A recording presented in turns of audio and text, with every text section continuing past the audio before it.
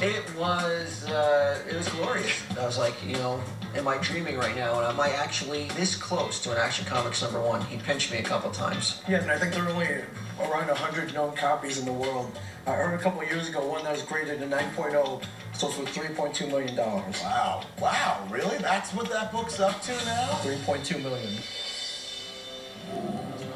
What's it like being this close to the Action Comics #1? I mean, I don't know about you guys, but I'm hearing like trumpets blaring and angels singing. I can't believe it's right in front of us.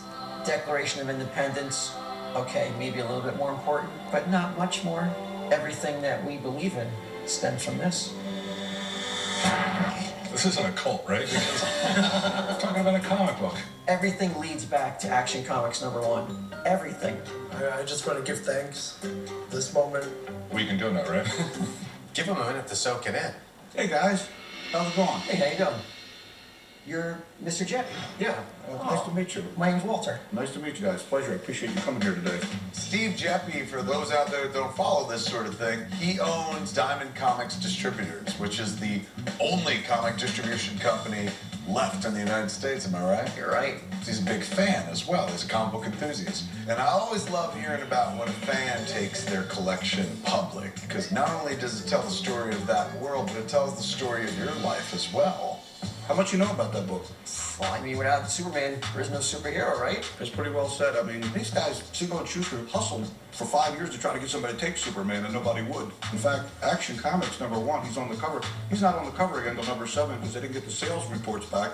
And then somebody realized, holy crap, he was a smash success. And the rest, they say, is history. Action still runs till today. Just seeing this book here, this is why we came, just to be in its presence. I mean, the only thing that can make it better, and, you know, I know it can't happen, is, you know, if I could smell it, but I mean...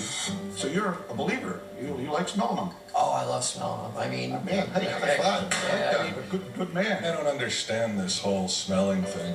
Like, they smell like my grandmother's attic, and she died in her attic. I don't get it. You're my kind of guy. You're a kindred spirit here. I think maybe we can arrange that. Smelling? That's what you wanted to do? You didn't want to hold it or read it? You just wanted to inhale it? Well, I didn't want to touch it. I don't know if these hands are worthy to hold it, but you know how much I dig the smell of old comics. It's an aroma that is unlike any other on the face of the planet. It can bring you back to the greatest moments of your life, you know, the most fun times of your childhood. Well, here it is. Let you. It's best to get it to the centerfold because that's usually where the best aroma is. And be careful, man, because the first sniff is free, then you're going to be cutting back.